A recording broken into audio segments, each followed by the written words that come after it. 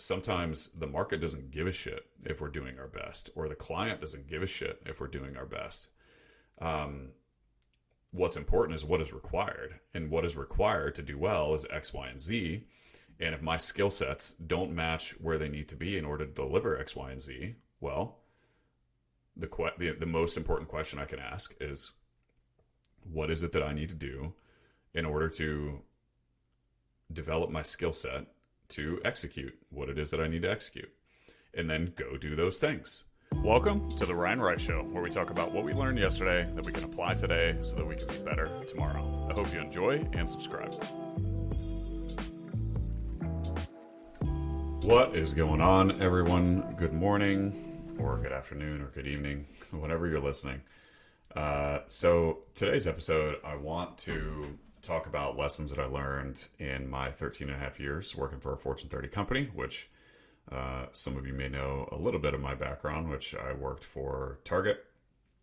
And I wanted to put together some of the biggest lessons that I've learned over that 13 and a half year career that I think may help you on your journey. So first, a little bit about Target. They currently have, so it's January 2024, they currently have a $65 billion market cap. In other words, that's what the market says that the company is worth. They did $109 billion in revenue last year, a net profit of around $3 billion, and they're currently number 33 on the list of Fortune 500 companies, which that list is ranked in terms of revenue, and it includes all of the U.S. companies. So they have been around for a little bit, and they've been successful. And I think some of these learnings, I'm very, very fortunate to have worked for Target, because I have a unique opportunity of working for a company that has done some pretty impressive things, and that comes along with being exposed to some really cool things. And I want to share some lessons that, not necessarily proprietary to Target, because I'm not going to share any details of any of Target's specific strategies, but I do want to share some lessons that I learned and that I'm currently applying in my business today. So without further ado, let's get into it. So first, and this will probably come into no surprise, and this list is in no particular order, but I did want to mention this learning first. And that's that people are more important than anything else is one big thing that I learned.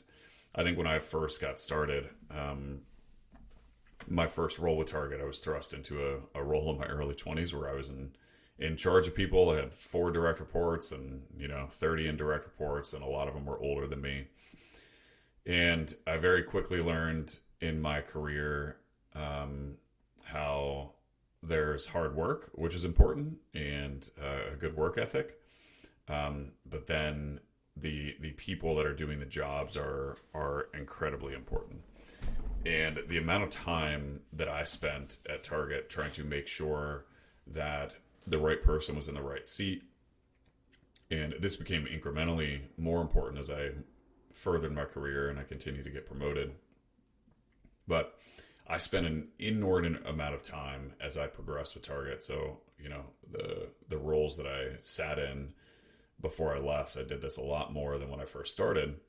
But an inordinate amount of time making sure that I had the right people in the right seat, developing the people in those seats, and then planning on 18 months to 3-year time cycles of who was going to be sitting in the seat next.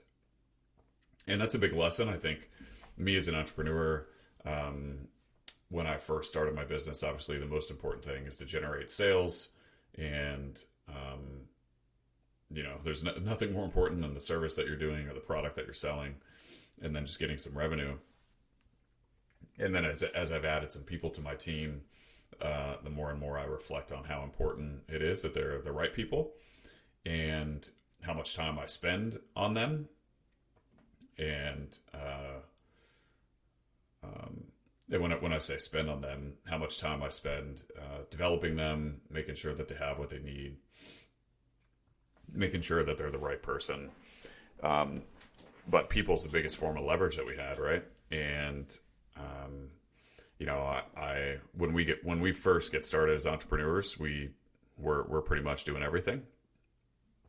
And at some point, what we can do is maxed out because we only have a certain amount of time, even if we're working ridiculous hours every day. As we start to bring in other people, then that's how we leverage other people's time to further our business. And that was just a big important lesson for me, is how big of a focus that was for me at Target.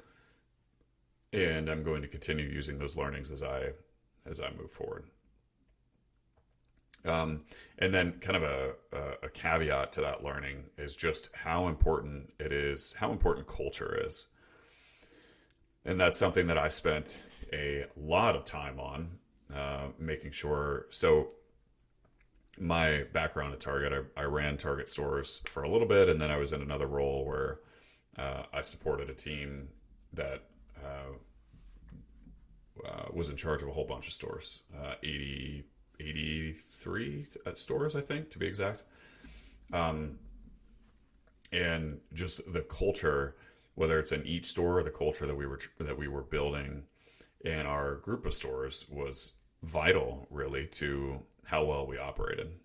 Because the more people you put together, the more potential there is for cultural stuff to impact the ability to do the day-to-day business. And so it was just vital that we stress the importance of culture, and that we made sure to hire people, do our best hiring people that match the values that we wanted, and just spend time building a healthy culture.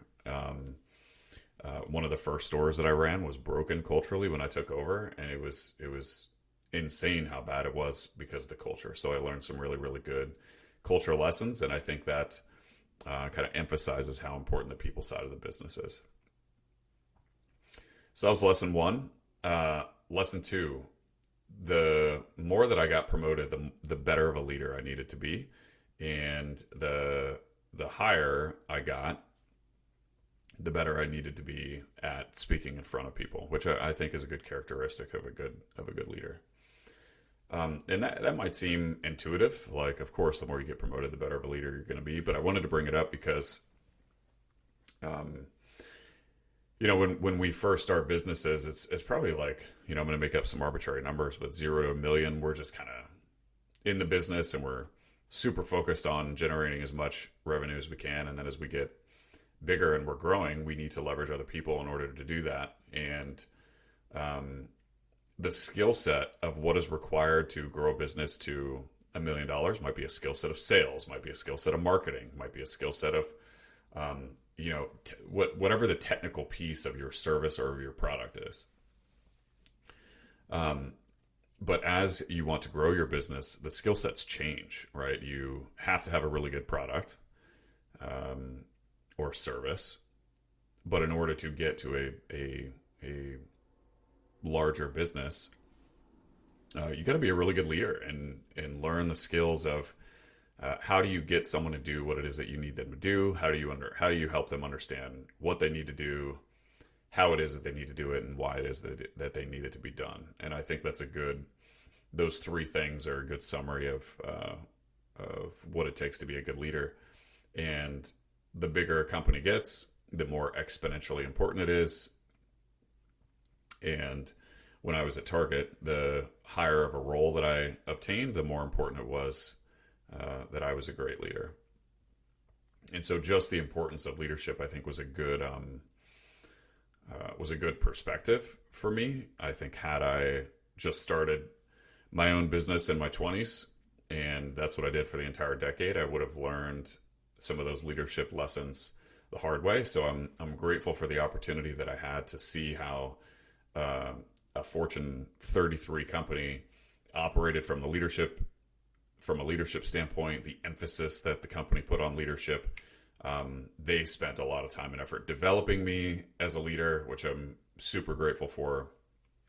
And it was a unique perspective that I got to see and a lesson, because if Target has done some cool things, right? They've been around for a while, and they've built a hell of a brand, and they continue to be successful and continue to operate as one of the top 35 companies in the U.S. And if they put a big emphasis on leadership, and then that's probably something I can take forward, and we can all take forward of how important it is. So developing your skill set as a leader is vital if you want to do things in your business or grow to a point of where you're going to need other people on your team. The third lesson that I learned is that success is on the other side of hard conversations. And probably the biggest lesson I had, or as I reflected back on my Target career and thought about this, the very first store that I ran, I mentioned earlier that when I got there, it was broken culturally. And I mean, it was really bad. There were a lot of very unhappy people. I think the person before me just, she wasn't very good at the culture side of things, and there were a lot of opportunities, and because of that, no one wanted to do their job, and because of that, the store was operationally in pretty tough shape. And as I got in there and I got to learn the team a little bit, it became clear to me that there was someone that was sitting in a vital role that had been with Target for a very long time, that was negatively impacting the store's ability to get things done in a both in a culturally and an operationally way. And he was a very, very nice guy. And what made this difficult is he was also significantly older than me. And I was in my 20s and had to deal with that.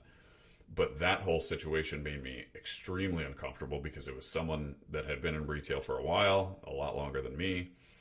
And it was someone that was older than me. And I was, my mom raised me a Southern gentleman. I've always had respect for people that are older than me. But his actions and behaviors prevented us from moving the store forward. And it was very difficult for me to deal with that because I'd had some really, really hard conversations. And I just remember them feeling hard because I remember feeling, wow, this guy's been around for a while. How do I get someone that has significant more experience in this industry than I do to understand and acknowledge the negative impact of his behavior on the rest of us and our inability to move the store forward. And ultimately, I had the courage to have hard conversations with him, and he ended up leaving. And it was amazing how almost instantly we got better culturally, we got better operationally, because the person that I brought in held the rest of the team to a higher standard, and it raised our bar culturally, and it raised the expectation of what everyone was expected to do, and it made everyone better. And so that was a really good lesson of how success is on the other side of hard conversations. And I still think about that today. A lot of the things that I need to do to move my business forward involve tough conversations, and the more willing I am to have them, and the more volume of hard conversations I have, the easier they become. And not necessarily the easier they become, but I guess the more numb I am to them being hard. They're still hard, but I'm just used to it because I've done so many. And so the lesson of just having difficult conversations, and typically success is on the other side of them, I think is a good one, because if you're experiencing something out there and in your gut, someone might not be the right fit, or especially if the person is an incredibly nice human, but they're not the right fit for that specific seat, that can be a very difficult conversation to have. And sometimes it's just those conversations that make us better and that actually make the business better. And I think a lot of times we can avoid those, and avoiding those is going to actually prevent us from moving forward. So that was lesson 3, success is on the other side of hard conversations. Lesson number 4 And this is kind of a funny one, but I learned the hard way that written communication is for information, not emotion. And I learned this. I was very fortunate to work with some incredible people. One of them was a retired lieutenant in the Air Force. He was a pilot. And because of the leadership skills that he had developed in his military career, he came and was able to obtain a pretty high up position. And someone that I respect, more than any of the other, a lot of the other leaders that I've had, because of his how skilled of a leader that he was. But I was on his team, and I throughout my entire career held people to pretty high standards, and when those standards weren't met, I would make it known. And in my early 20s, if someone made me upset, or if someone wasn't doing their job, more so, that really got to me, and I would, I'd fire off emails, and I would, my mission was to get shit done. And sometimes there were people that disappointed me, or I thought that they cared a lot less about getting shit done, and sometimes I would make that known. And there were several times where I fired off some emails that were a little bit more emotionally charged than they should have been, or that I care to admit. And I remember in the beginning, the first time he'd give me a little bit of feedback, but then there was one time where I wrote this email, and I don't remember if it was to like a headquarters partner or to somebody, but I wasn't happy with somebody, and I made it very known in a written piece of communication. And he called me right when he saw it, and he said, "Ryan, you need to learn, and if you don't, it is going to crush your career for several reasons. But one, you need to learn that written communication is for information, not emotion." And he said it in a way that was so simple, and I still think about it today, and I actually teach my team this as well, because I think that can be applied to text messages, emails, whatever, wherever written communication is. And so like now, what I try and teach my team is that if there is ever a hint of emotion or a hint that someone may get emotional because of a written piece of communication, just pick up the phone. Tonality is extremely important. We don't have tonality. All we're seeing is written words. It can be hard to extract what someone is emotionally feeling during an email. And if it's very clear that there is significant emotion in someone's written communication, then it can also come across in a way that's just not productive. So if you're out there and you're communicating either with your team or with partners or, just with other people that you're working with or with contractors, whoever it might be, just, if, I think this can be applied to family members, friends, anyone. If you're typing something, whether that be a text or email, and you're emotionally charged, like, one, maybe extend the time horizon between the time that you hit send, and just think about it. Like, don't send communication when you're emotionally charged. But two, if there is communication where there's more emotion involved, I have learned that it's better just to pick up the phone and don't have emotion be in written communication. So that was lesson 4. Written communication is for information, not emotion. Real quick, as you guys know, I just recently started this podcast. If you could give it a rating with a quick tap of the thumb, that would mean the world to me. And even more importantly, it could help spread the word to a broader audience, which in turn could help change a life. Thank you so much, and let's get back to the show. Lesson 5. I learned the hard way, and this was in my very first role with Target, but I learned the hard way that doing my best is not important. And what is important is that I do what is required. And here's what I mean by that. Something, this example might seem low scope, but I think it articulates the concept really well, and was kind of a light bulb moment for me when I was in my early 20s. One of my first roles as an assistant store manager, I was in charge of like certain departments within the store, and there was this big transition. A transition in retail just means that like the, say like 7 or 8 aisles in a store are being completely redone. In other words, like all the product is coming off. We're redoing the shelving. We're redoing how the product is displayed. We're essentially making it fresh so that the consumer can get a better, perspective of that area. And the whole idea, obviously, is to increase sales. And so I was in charge of my first big transition. And it was so big, it was so logistically challenging that I actually went overnight to do it when the store was closed, because it would have been so disruptive to do it during the day. And my store leader, my store manager, was on vacation. And I remember, I was very fortunate to work with, again, the people that I did, and this first store manager that I worked for, retail for like almost 3 decades.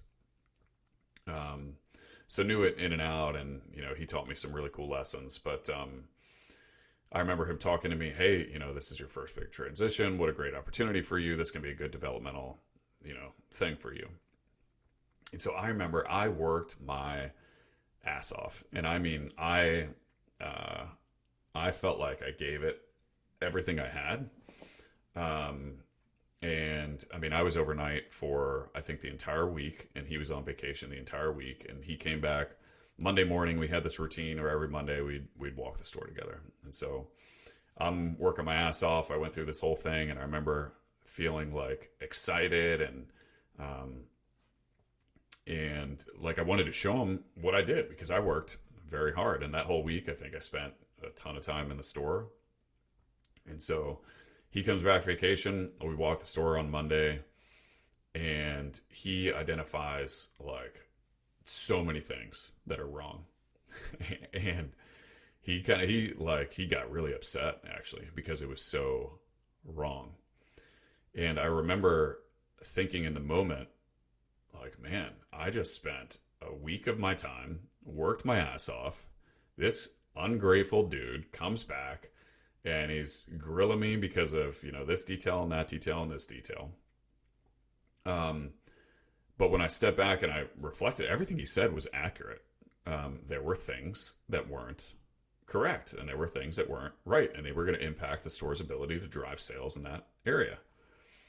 And so while I wasn't very happy with how much effort that it felt like I put in, which again, I felt like I maxed the amount of effort, and this guy came back and gave me a bunch of feedback that my work was shit. What I learned in that moment is I performed to the highest level of what I knew to perform, because I hadn't had experience in that area before. And I remember having the learning that had I simply talked to somebody that had done that exact thing before, and I talked to them about all of the things that I need to be aware of, and maybe even took them as a partner, to say, hey, I finished this. Can you come walk it with me before my leader comes back? I want to make sure I have feedback. In other words, I had an avenue where my best could have been better had I simply reached out and took advantage of somebody else's knowledge that had done this before. But one, I didn't even consider that. And I think I didn't because I was prideful and in my early 20s, and I thought I could crush it. But two, I felt like I was, quote, doing my best. And it became clear to me after the fact that my best was completely irrelevant. And sometimes what that meant is that my best needed to become better. And in that moment, in that specific example, the way that my best could have become better is if I leveraged the knowledge of somebody else that had done exactly what it is that I was trying to do, and I took them as a partner. And so that was a very, very big lesson to me, because I remember feeling so deflated that I put so much effort in, and my boss still was pissed off. But I think I carry that lesson forward, and that lesson is something that helped me in my future roles, because it was never about he didn't have an issue with me personally.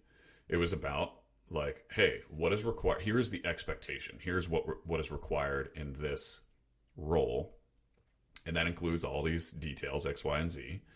And my skill set at the time was not where it needed to be and to deliver all those details. And I think I could have taken that situation in one of two ways. The first is just stay pissed and, play the victim and, oh, well, I tried so hard.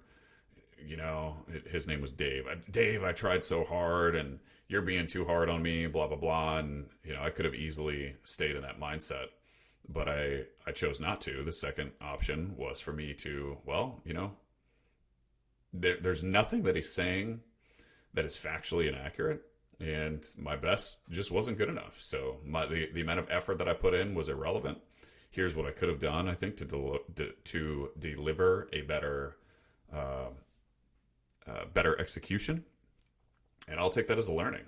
And I think that's a good learning for all of us, because especially in entrepreneurship, I feel like every single day, okay, maybe not every single day, but I think for those of you that are running your own business, if we're stuck on something or if we come across a big obstacle, we might feel that we have been working our ass off. We might feel that we have been giving it our all. And it's important for us to realize that, sometimes the market doesn't give a shit if we're doing our best, or the client doesn't give a shit if we're doing our best. What's important is what is required. And what is required to do well is X, Y, and Z.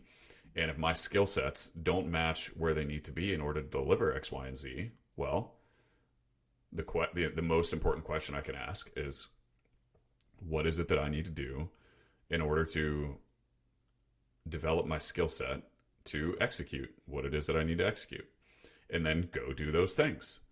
And so that was a really important lesson to me. And I think going through that helped me continue to get promoted, because, I think every growth that we go through, we hit this ceiling of where our skill set is. And if we don't take the time to better our skills, then our ceiling is capped. And I think a lot of us just get stuck at, we use the complaint of, oh, well, I tried my best as an excuse. And we feel that because we tried our best, that validates, and that was enough in that scenario. And therefore it is what it is. And I learned that for me was complete bullshit. Like, my best doesn't matter. What matters is what is required, and what do I need to do in order to deliver what is required. So it was a good lesson for me. Lesson number 6, making decisions on being obsessed with the customer. And so for those of you that remember, there was a period when Amazon was exploding back in like 2014, 2015, 2016. And all of the news outlets were saying traditional brick and mortar retail is dead. Blah, blah, blah, blah, blah. And here, Target is deriving pretty much all of its revenue from brick and mortar retail. And it was in 2016, if I remember correctly, that Target publicly announced that we were going to spend $4 billion on renovating our stores, which everyone thought was dead. Like, that model was dead. It needed to go to like a shipping model. And we invested that much in our stores, and we spent years and years after that, and they're still renovating stores. But we spent a lot of money, and we renovated a lot of our stores, and we invested in those assets. And that was like, looking back on that, how big of balls did Target have to have, and Brian Cornell at the time was the CEO, to everyone around us was saying that traditional brick and mortar was dead, and we needed to move to more of an online model. And then, we made the decision to invest back into our stores. And being on the inside of that, it was very clear to me that the reason why we did that is because we continue to be obsessed with the guest. Target, we call them guests. But we were obsessed with the customer, and we completely redesigned our stores after getting a ton of feedback from how to do them correctly. And you can go read publicly all, how we design the stores and all that stuff. But if you've shopped in a Target over the past decade, you can probably recall a time where a lot of the fixtures and the finishes and the layout was updated. And we did that because we I think Target was always obsessed with the customer. But they were so obsessed that they invested a ton of money and made the stores better. And you can see, I mean, the history of the stock price from 2016 to I think 2021, 2022, before Target saw a big hit on their stock price. But again, they're still a Fortune 33 company. Um, they saw a very positive outcome to that investment and being obsessed with the customer. And so I think that's a obviously I frame that into a much lower scale learning to where my business is. But if I can take the learning that there's nothing that's more important than being obsessed with my customer, and what does that mean, and how can I design a product or service that is in 1000% service of them, and ultimately that is going to make my business best. That was a good reflection and a good learning and experience that I went through. Be obsessed with your customer was the learning that I had.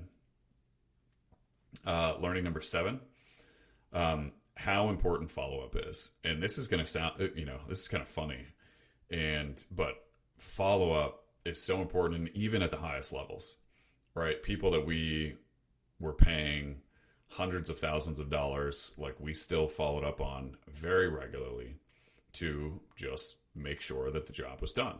And that's a good lesson for me, because I think a lot of times, even throughout my career, I thought, well, like, this person is making 150K, so they can just go do their job and I don't need to follow up. But that's not the nature of human behavior. Human behavior, like, we need follow up. And even when I was in my role, it was helpful to have my boss following up with me. And but follow up was key. And an example of this is I had the opportunity to travel on because we had 83 stores in the territory that we covered. Some of them were geographically challenging to get to, and we couldn't just hop in a car as a team and go drive 6 hours to go see a store. And so we would fly around in a private jet. And if we spent tens of thousands of dollars to go fly around in a private jet we'd spend anywhere from 30 to 60 minutes in a store following up on the store, right? And we spent tens of thousands of dollars to fly around on a private jet and to go see these stores. And, we're following up on people that, again, are making very, very good money. But it was still important for us to follow up. And if we were spending all of the money that it cost just to have the jet, but also all of the salary that was combined to go follow up on all these teams, I mean, there was significant money that we were spending just to follow up. And that's a good lesson for me, because I think a lot of times, even in my business currently, like, I might be paying someone $70,000 a year in my business. And I'm thinking, like, man, I like, that's a lot of money that I'm paying you for this job. Like, just do your job. But continuing to go back and have that learning of how much time, effort, money we spent on follow-up at a Fortune 33 company, like, there's probably some good breadcrumbs and some good learnings that if they're emphasizing the need and the importance of follow-up, there's probably something to learn from that. And I can continue making sure that even though it feels like 70 grand on the for my project manager, for example, is a good price to pay for him, he still needs follow-up, and that doesn't make him bad. It just, humans, we need follow-up. And so follow-up being key was a good lesson and a good learning for me. Lesson number 8, the person at the top is the most important. And what I mean by that is one of my biggest learnings at Target is realizing a lot of times if we had stores that were operationally deficient, or we had departments that were operationally deficient, it's just because the leader in that store was not a good leader. And it was amazing how directly correlated bad leader, no matter how skilled everyone else was, bad store, marginal leader, marginal store, great leader, great store. And it was really, that is way oversimplifying it, because it's hard to do all of those things. But it was like the second we put someone great in, the store, the store would get fixed. And that was a good reflection for me, because whatever seat I'll just talk about my business. Whatever seat in my business that's underperforming, and right now I'm sitting in a lot of those seats, then it might be that the person that's sitting in those seats is just not good enough at that thing, and that might include me, right? And so I either need to get more skilled at that thing, or go bring someone in that can sit in that seat and do a better job. But just watching how important it was for one person and how much one person could impact on such a large scale is a good learning and a good lesson, to always make sure that I have the right people in the right seat. And that if I'm sitting in a seat and I'm not good enough at the thing, then that means that I need to figure out how I can either make that better or put someone in a seat so that my business is not going to be prevented from moving forward.